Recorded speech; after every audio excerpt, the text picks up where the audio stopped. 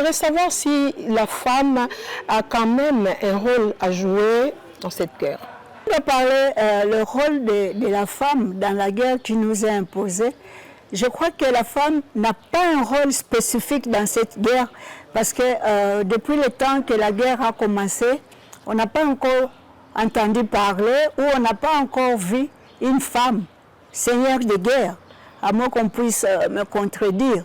Donc son rôle dans la guerre, c'est la peur qu'elle apporte pour trouver la paix, pour qu'il y ait une consolidation réelle de cette guerre qui nous est imposée. Vous voyez ce qui se passe aujourd'hui à l'Est, que ces femmes sont violées, ces femmes sont discriminées en même temps.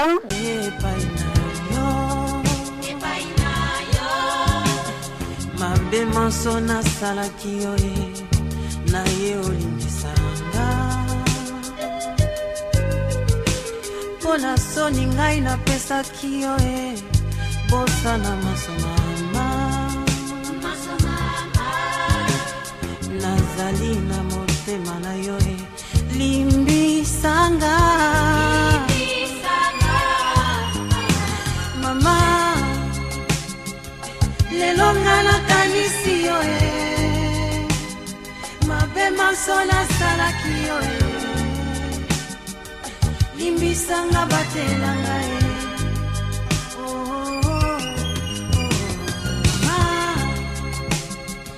lelo ngana kanisi yo mabe masona salaki yo limbisanga batelanga. Fidèles téléspectateurs de l'émission Tribune des femmes, bonsoir. Nous sommes très ravis de vous savoir devant vos écrans pour suivre cette émission Tribune des femmes, la première émission du mois de mars. Comme annoncé, nous sommes au mois de mars et toutes les femmes du monde se préparent à célébrer le mois de la femme. Et ici en RDC, les activités ont déjà été lancées le 28 février par le ministère du genre, famille et enfants, et une activité qui s'est déroulée au Salon Rouge de l'hôtel du gouvernement. Et vous le savez, ce mois de la femme dans notre pays va se dérouler dans un contexte purement particulier. Il s'agit de l'agression de notre pays dans la partie Est. Et pour parler de tout ce qui se déroulera durant ce mois de mars et comment le ministère s'est organisé pour que la RDC soit présente dans toutes les activités qui se dérouleront à Kinshasa, en RDC, comme dans le monde. Nous recevons sur ce plateau Madame Annie Matundu Bambi. Elle est conseillère chargée du thématique genre au ministère du genre, famille et enfants. Bonsoir Madame. Bonsoir. Madame, nous avons déjà annoncé les couleurs de cette émission. Nous parlons des activités du mois de la femme, mois de mars, et GIF, Journée internationale de la femme, qui est comprendre par cette journée des droits de la femme. Est-ce que vous pouvez nous amener à comprendre d'abord de quoi s'agit-il lorsqu'on parle de GIF? Merci pour votre question. Le mois de la femme, spécialement le 8 mars, nous commémorons la Journée internationale de la femme. Cette année, ça sera la 170e Journée internationale de la femme, parce que cette journée a commencé en 1855 avec les associations féminines qui luttaient pour leurs droits sociaux. Et cette journée fut une journée où les femmes qui travaillaient dans les usines textiles ont trouvé la mort parce qu'elles revendiquaient leurs droits. Elles n'étaient pas bien payées comme leurs collègues hommes et elles ont commencé à revendiquer les droits salariés. Et ils ont brûlé l'usine et il y a eu des morts. Donc c'est depuis 1855. Mais l'organisation du Conseil de sécurité des Nations Unies a officialisé la journée en 1977. Donc ça fait 48 ans pour l'ONU que cette journée est célébrée partout au monde, et particulièrement en RDC, où chaque le 8 mars, nous commémorons cette journée, mais nous faisons le lancement du mois de mars, le 1er mars de chaque année. Vous avez dit que cette journée a commencé en 1855. Là, nous sommes à l'étranger, ça doit être aux États-Unis, mais en Afrique, particulièrement en RDC, quand est-ce que nous avons commencé à tenir cette date comme journée particulière? En RDC, à l'époque, c'était Zaïre, en 1977. Nous avons commencé à commémorer cette journée il y a 48 ans. Donc, en 1977. Et c'était la célébration, c'était dans une des provinces? Non. À l'époque, c'était avec le fait président Mobutu qui avait amené toute la couche féminine en Tchéré. C'est là où la toute première journée en RDC a été célébrée. Et c'est là d'où vient d'ailleurs le slogan « Otumboli Bamama, Otumboli Mobutu ». Donc c'était à la cité d'Ntchélé que la femme zaïroise à l'époque a célébré la toute première journée internationale de la femme. Depuis lors, c'est devenu régulier. Chaque année, nous célébrons la Journée internationale de la femme. Mais cette année, nous allons célébrer cette journée dans un contexte particulier, celui de la guerre, l'agression. Et comment cela va se passer? Parce qu'au niveau du ministère, je ne sais pas comment vous vous êtes organisé. Effectivement, en 2025, le mois de mars va être commémoré, pour ne pas dire célébré, sous forme d'un deuil. Le pays est agressé, nous sommes en guerre, donc ça ne sera pas la même chose que les années antérieures. Au niveau du ministère du genre, famille et enfants, son Excellence, Madame la ministre Léonie Kandolo Omoï, a déjà commencé les activités concernant la guerre qui nous est imposée par le Rwanda et ses supplétifs qui sont les M23 et autres. Depuis le 10 février, nous avons lancé les activités pour accompagner nos FARDC qui sont au front. On a organisé au Palais du Peuple une activité qui a rassemblé toutes les couches de la population féminine. Évidemment, il y a eu aussi des hommes qui nous accompagnent, comme on les appelle toujours, les hommes jarrets, ou les hommes qui portent des lunettes genre qui nous accompagnent, où nous avons commencé à faire la mobilisation pour soutenir l'effort de guerre. Et le 10 février, nous avons montré aux femmes qui étaient au Palais du Peuple comment le ministère du genre, famille et enfants va soutenir l'effort de guerre. Nous avons montré un pain, on en parlera peut-être bien après, et ce pain qui est dédié pour le mois de mars, tout ce qu'on va récolter comme recette, une partie servira à soutenir l'effort de guerre pour nos FARDC. Voilà, c'est toute une action qui va se dérouler. Nous allons en parler, nous allons revenir là-dessus. Mais j'aimerais savoir si la femme a quand même un rôle à jouer dans la guerre, dans cette guerre. Effectivement, maintenant, peut-être il faut nuancer un peu le rôle et l'apport de la femme. Si on doit parler le rôle de la femme dans la guerre qui nous est imposée, je crois que la femme n'a pas un rôle spécifique dans cette guerre parce que depuis le temps que la guerre a commencé, on n'a pas encore entendu parler ou on n'a pas encore vu une femme seigneur de guerre, à moins qu'on puisse me contredire.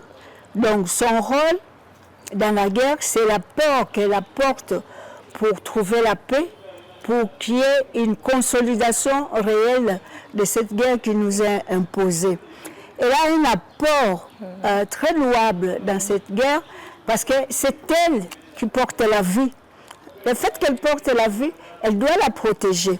Nous voyons ce qui se passe aujourd'hui à l'Est, que ces femmes sont violées, ces femmes sont discriminées en même temps, parce que quand les rebelles entrent, vous regardez les images qui se passent à l'Est, vous voyez, c'est d'abord la femme. Hein, parce que en tant que porteuse de la vie, c'est elle qu'on commence à violer, à tabasser, à discriminer. Elle est triplement discriminée et agressée avec cette guerre. Il y a des fois son mari qui a été tué, son mari a tué, enfant, oui, les enfants elle-même violée, agressée. Les enfants qu'on puisse garder dans un endroit sécurisant, mais ça n'existe pas. Ces pauvres enfants sont devenus des soldats, des enfants soldats. Ils sont pris par la rébellion pour devenir des enfants soldats. Donc la protection n'y est plus. Et pourtant, la femme doit être protégée pendant la guerre et pendant le conflit. Mais cette protection, pour le moment, n'existe plus, malgré toutes les résolutions qui demandent sa protection. Pour le moment, cette femme n'arrive plus à être protégée. Nous allons revenir sur cette protection de la femme, parce qu'avec tout ce qu'il y a comme désagrément, tout ce qu'il y a comme violence, ça peut aussi jouer dans la psychologie de la femme et empêcher son développement. Oui. Mais revenons d'abord sur le thème. Oui. Le thème au niveau international, et puis il y a le thème national. Quel sens donner à ce thème et pourquoi ces choix? C'est quoi d'abord ce thème, si nous pouvons le connaître? Le thème international, c'est au niveau de l'international, au niveau de la Commission sur la condition de la femme, que ces thèmes sont choisis depuis 1944. Donc vous pouvez imaginer, nous sommes à la 69e session du mois de la femme. Et c'est au niveau international, il y a tout un groupe d'experts qui examinent le contexte de l'année et qui donnent la thématique. Pour cette année, le thème international s'intitule « Pour les femmes et les filles, droit, égalité et autonomisation ». Si je peux développer un peu ce thème, on parle de trois composantes. On parle des droits, on parle de l'égalité, on parle de l'autonomisation. Les droits des femmes.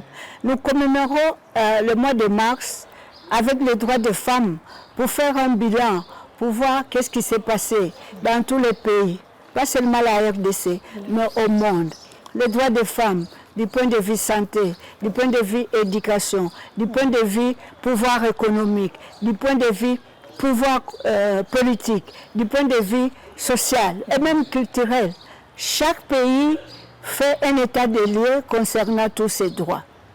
Du point de vue égalitaire, nous essayons de voir si les discriminations entre les hommes et les femmes sont en train d'être réduites.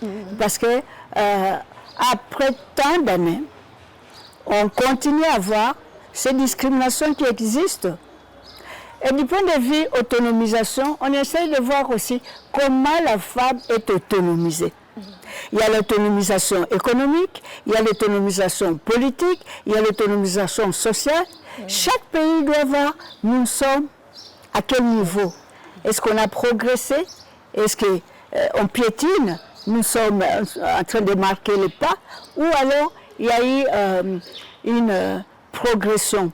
Ça se fait quand même. Ça se fait quand même, oui, ça se fait quand même remise en question. Dans différents domaines. Si je peux parler de la RDC, si vous prenez l'autonomisation politique, on peut dire qu'on a fait un grand progrès en commençant par notre Premier ministre, son Excellence Madame Judith Suminwa Tuluka, qui est quand même la première femme depuis 64 ans, Premier ministre de la RDC.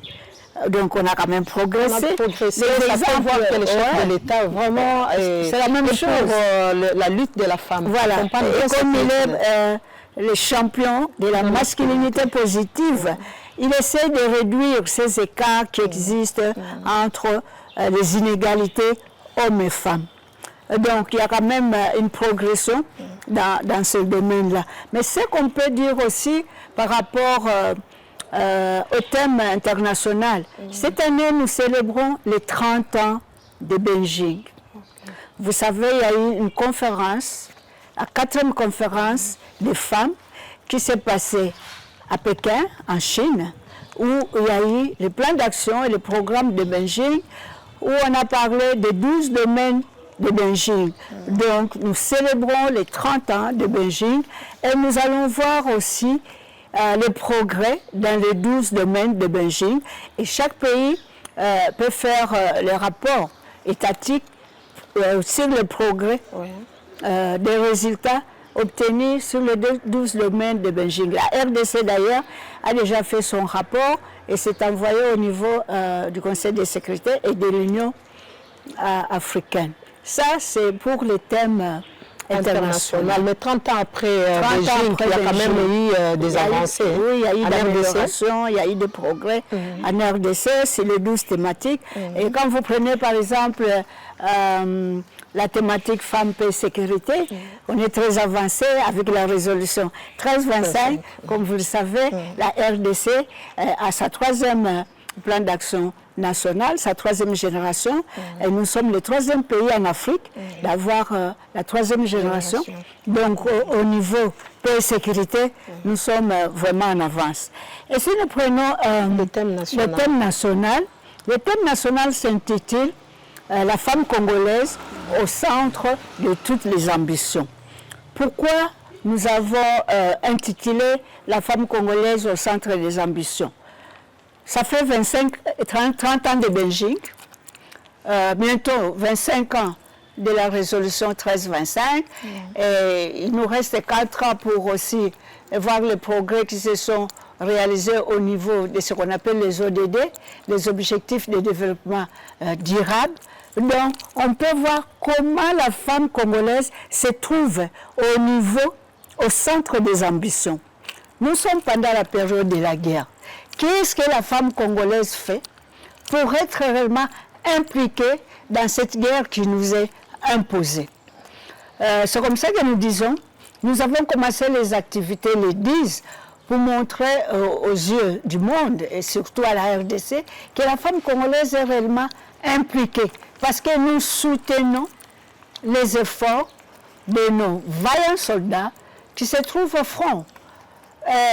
On va parler du pain, effectivement. Comme vous savez, le ministère du Genre, Famille et Enfants, qui est dirigé par son Excellence, Madame Léonie Kandolo Moïse, nous cherchons les voies et moyens pour que ce ministère puisse aussi soutenir nos vaillants soldats et aussi la population qui est écrasée par la guerre à l'est de la RDC.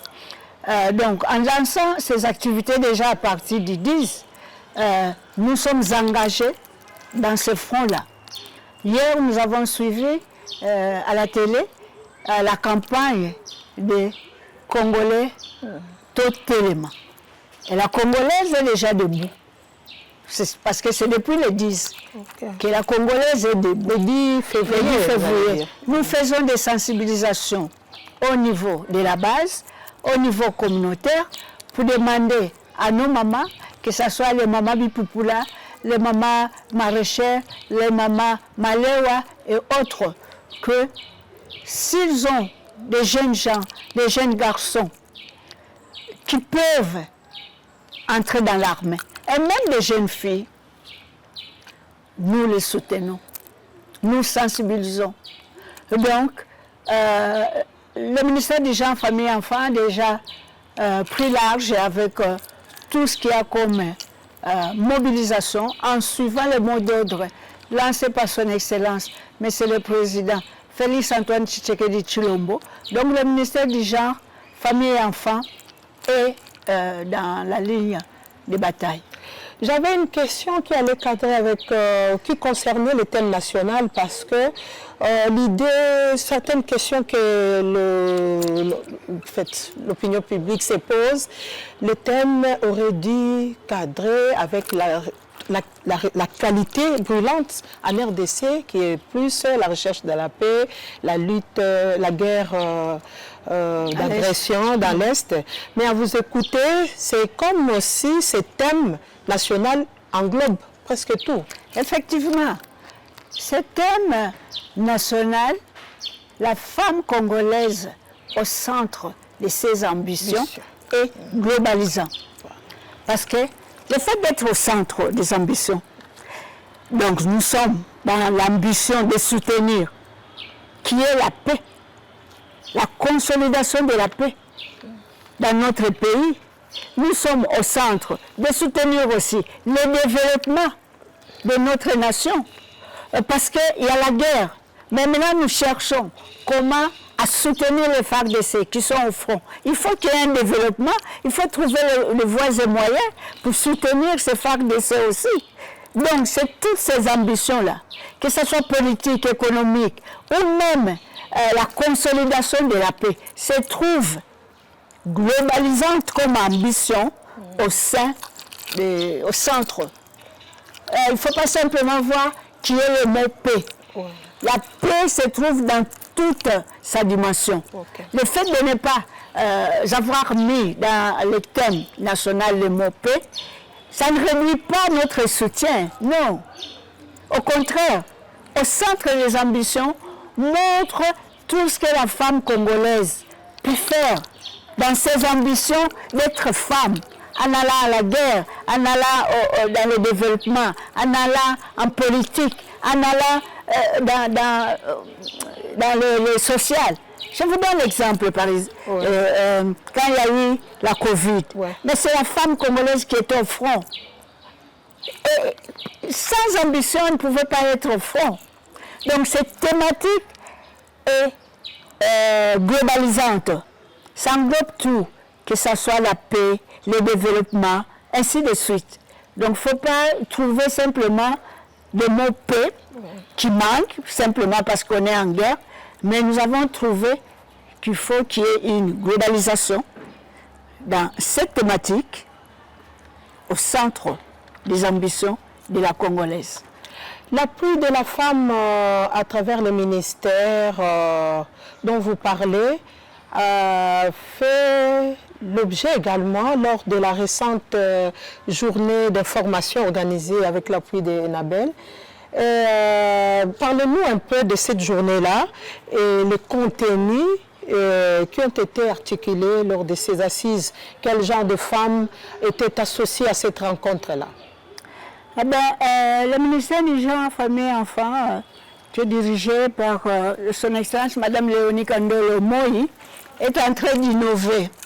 C'est une innovation que nous avons voulu faire en portant une journée d'information concernant le mois de la femme, à l'intérieur où on trouve la journée internationale de la femme, le 8 mars, et aussi à la délégation qui va partir pour représenter la RDC au niveau de New York, où se trouve ce qu'on appelle en anglais le CSW, mais en français c'est la commission de la condition de la femme.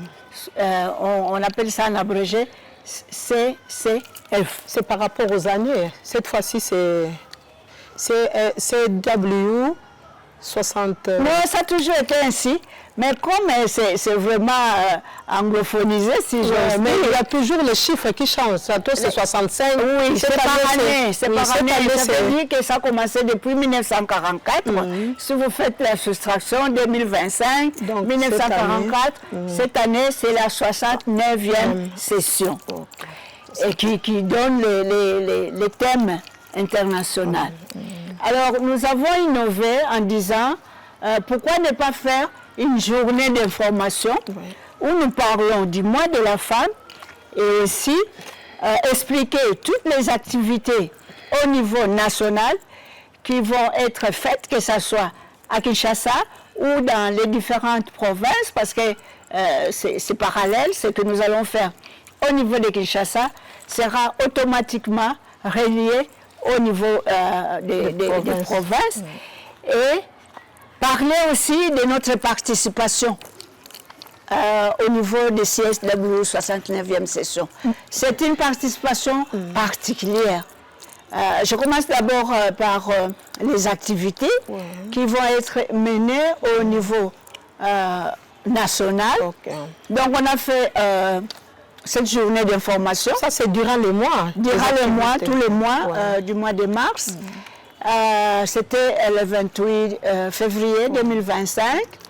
Nous attendons un message clé qui va être donné par notre ministère, par Madame Léonie Kandolo Moï, qui va faire le message du mois de la femme. Et elle va prononcer son message le 7 au soir ou le 8 mars. Et ensuite viendra la journée du 8 mars, proprement dite, où il y aura une célébration écuménique. Nous organisons un culte écuménique au Palais du Peuple où toutes les confessions religieuses, les entreprises, toutes les institutions, les organisations de la société civile sont invitées le 8 mars à partir de 9h où il y aura un culte écuménique au Palais du Peuple. Et ensuite viendra, il y aura des équipes qui vont aller sensibiliser, mobiliser les étudiants au niveau des sites universitaires, et il y aura des conférences qui vont se passer par-ci, par-là, pour parler de la mobilisation concernant la guerre pendant ce mois de mars. On n'a pas oublié les jeunes filles, parce qu'elles font partie aussi de la population, elles font partie aussi de la journée internationale de la femme ou du mois de mars. Donc les jeunes filles sont prises en compte aussi. On a prévu un forum qui devait s'organiser aussi pendant ce mois de mars, mais peut-être qu'on va repousser les dates pour ce forum qui va faire un état des lieux des droits des femmes depuis que la femme congolaise s'est émancipée. Qu'est-ce qu'on a eu comme acquis? On peut parler des acquis de cette émancipation jusqu'aujourd'hui, mais on a un peu reculé la date et viendra une journée qui sera organisée aussi et par la cellule famille. Comme vous savez, le ministère du genre, c'est le ministère du genre, famille et enfants. Il y aura une activité qui sera organisée par la cellule famille. Et il ne faut pas oublier que le 31 mars a été dédié pour que ce soit une journée nationale de la masculinité positive. Évidemment, le format qui était prévu quand on a commencé les préparatifs de cette journée va pouvoir changer à cause du contexte de la guerre. On devrait avoir les hommes qu'on appelle Iforchi. Il y a 3 hommes Iforchi au monde. Il y a notre président de la République. Il y a le président ou le chancelier allemand et le président ou le chancelier du Japon qui devaient venir ici pour cette journée. Mais vu le contexte de la guerre, nous avons changé le format. Mais la clôture aura lieu le 8 avril.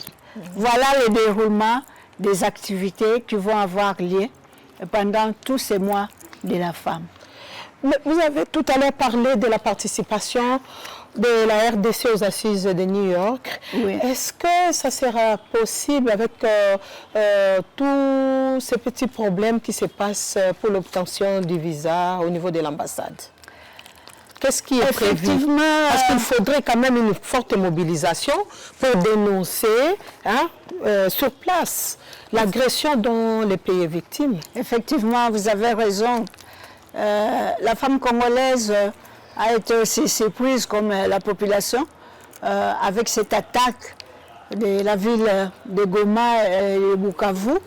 et les ambassades ont fermé, et surtout les ambassades des États-Unis, parce que pour aller participer au CSW 61e session, nous avons besoin de visa des États-Unis. Et comme l'ambassade a fermé, on a quelques difficultés pour qu'on puisse avoir une forte délégation pour cette participation.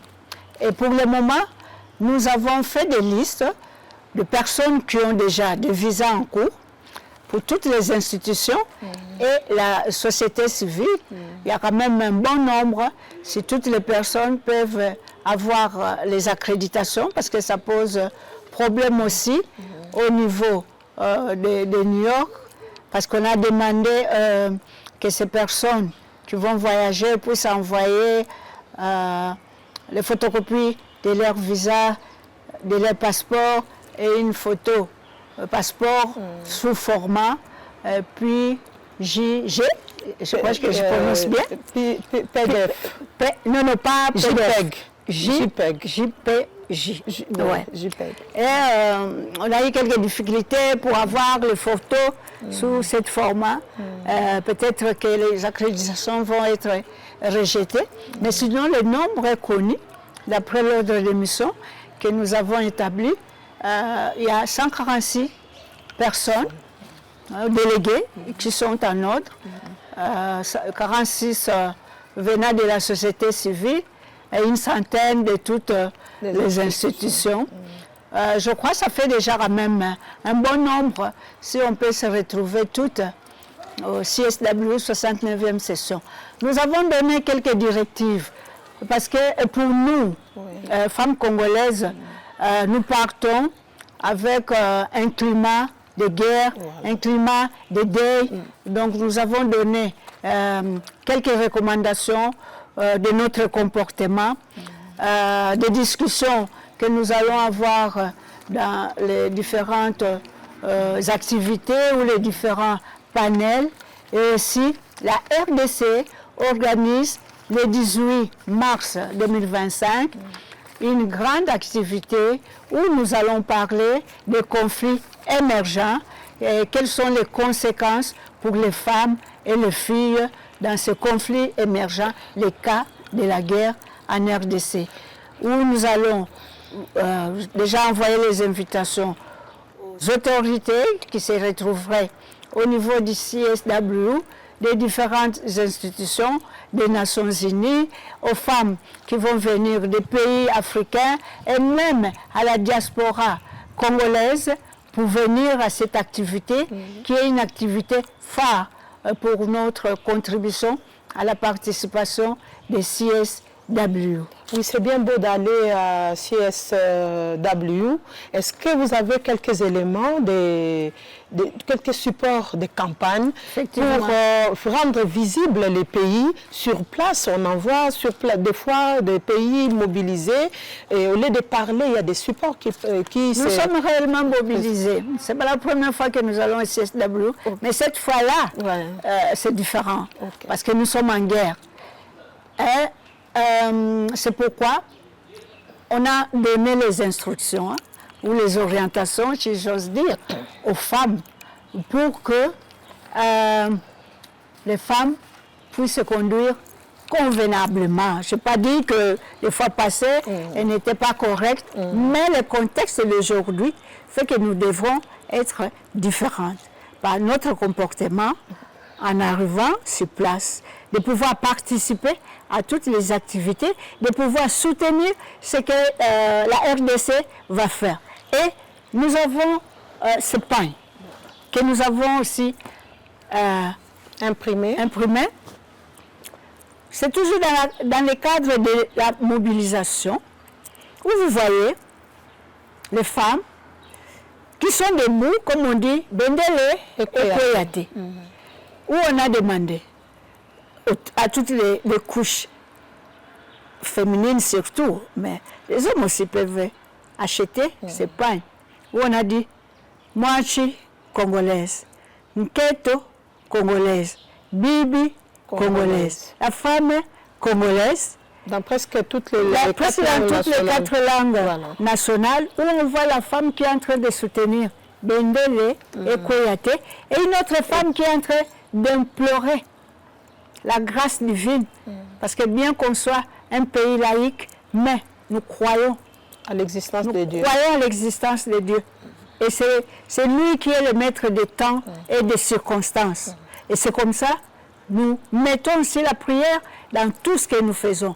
Et quand vous achetez ces pains, une partie de la recette va être envoyée à nos vaillants soldats qui se trouvent au front et aux populations qui souffrent des affres de la guerre. C'est vraiment un apport intéressant. C'est un apport du ministère du genre, famille et enfants. Donc, aidez-nous à acheter les pains pour que nous puissions trouver la possibilité de soutenir nos vaillants soldats qui se trouvent au front. Et c'est symbolique. Quand vous avez, si je peux revenir encore sur la thématique. Je vois des écrits, des messages. Des messages.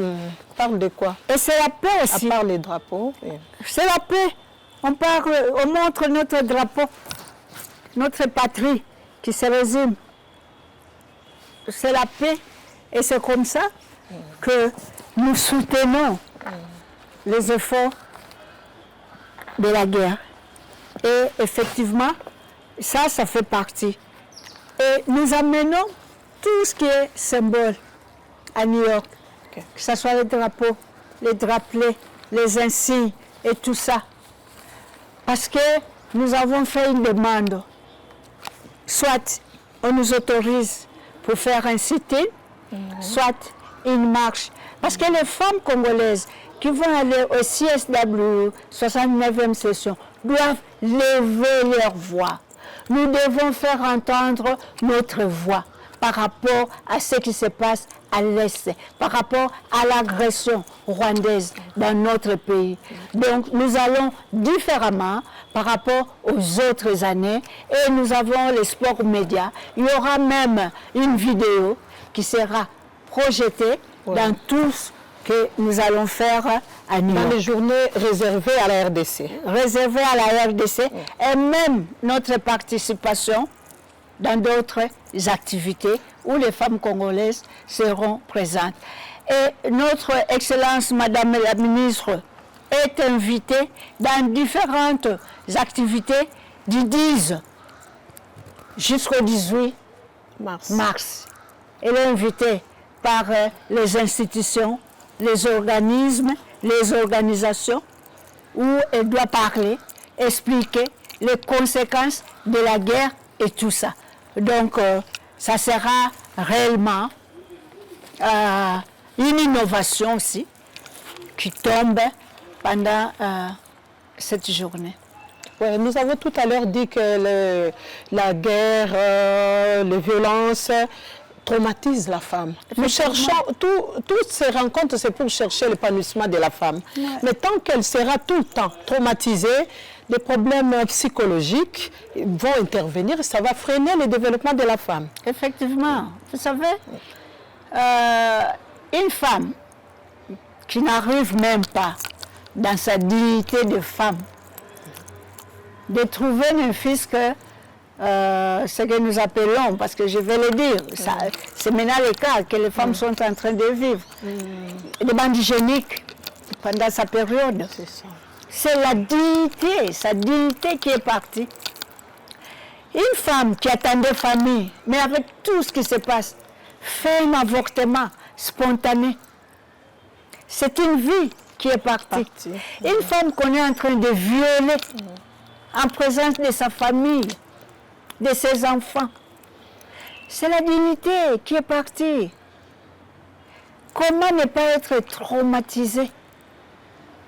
Comment ne pas... Les mots me manquent, hein? Les mots me manquent.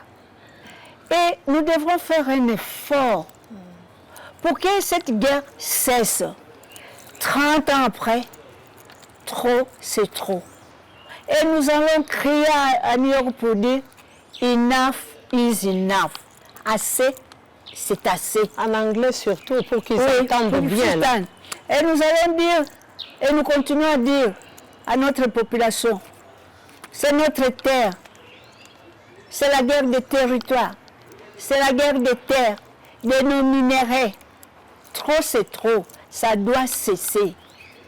On doit trouver une solution pour que ça cesse. La femme, depuis 1998, qu'elle est violée, que son corps est utilisé comme arme de guerre.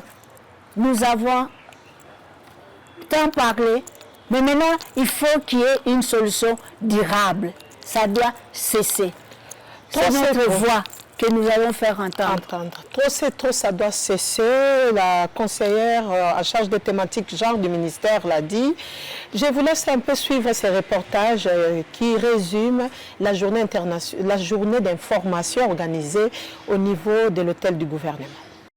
Nous entrons au mois de mars, mois dédié à la femme. Déjà, ce 8 mars, le gouvernement de la RDC, à travers son ministère du genre, famille et enfants, se prépare à célébrer la journée internationale des droits des femmes et seules d'autres activités durant tous les mois de mars 2025, bien que dans un contexte particulier dominé par l'agression rwandaise et les exactions du M23 dans l'est du pays. Au cours de cette journée d'information organisée avec l'appui de l'Agence belge de développement ENABEL à travers son projet de lutte contre les violences sexuelles et l'impunité, Esther Kamwanya, secrétaire générale du genre, famille et enfants, a au nom de la ministre Léonie Kandolo livré quelques informations aux différentes institutions et aux autres entreprises et femmes des différents secteurs. Lors des questions posées, les intervenants ont apporté des précisions sur notamment des activités à déployer durant tous les mois de mars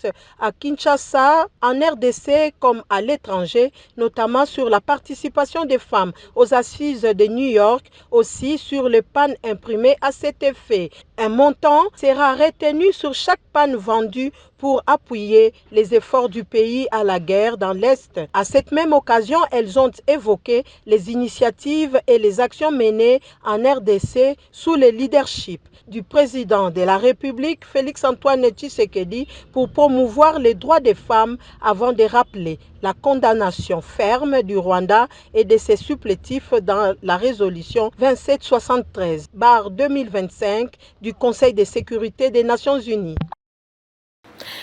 Retour sur ce plateau, Madame la conseillère, nous allons progressivement, lentement vers la fin de l'émission. Votre mot de la fin, si on peut le dire ici, et qu'est-ce que vous avez comme appel à toutes ces femmes qui vous suivent et aussi à tous les hommes du monde qui vont vous suivre? Un appel, je crois que cet appel était déjà lancé, l'appel à action pour la mobilisation. Suivons l'appel qui a été lancé par le chef de l'État, son Excellence M. Félix-Antoine Tshisekedi Tshilombo, pour que nous puissions nous mobiliser derrière nos vaillants soldats. Et je lance aussi un message à nos vaillants soldats. Vous êtes la fierté de notre patrie. Vous vous êtes dévoués pour défendre votre parti. Au mois de mars, mois de la femme, nous femmes de la RDC, nous sommes avec vous. Nous vous soutenons. Que le Seigneur puisse vous accorder la force de continuer à vous battre pour votre patrie. Nous vous encourageons et merci à tout le monde. Voilà, c'est la fin de cette émission. Madame la conseillère l'a dit, trop c'est trop. Cette année, la journée de la femme célébrée dans un contexte particulier et les femmes de la RDC vont faire entendre leur voix, que ce soit au siège des Nations Unies, que ce soit ici au pays, dans nos différentes provinces, pour que la paix règne dans notre pays et que les femmes travaillent, vivent et grandissent faire grandir leurs enfants dans la paix et la convivialité. Voilà. C'est la fin de cette émission de ce soir. Nous avons reçu la conseillère en charge des thématiques genre du ministère du genre, famille et enfants, avec elle nous avons parlé des activités qui vont se dérouler durant ce mois de mars.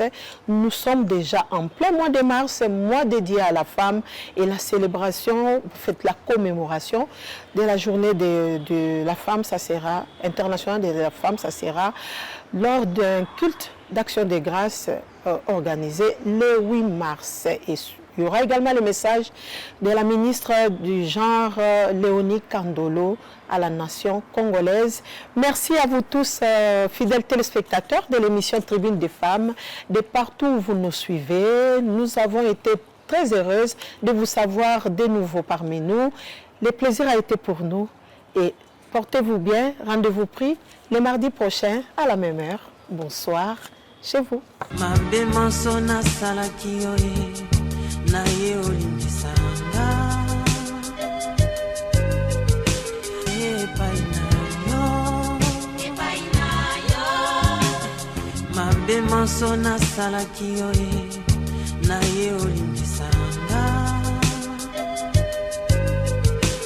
mpona soni ngai napesaki yo bosana masomama nazali na motema na yo limbisanga mama lelo nga nakanisi yo mabe maso nasalaki yo limbisanga batelanga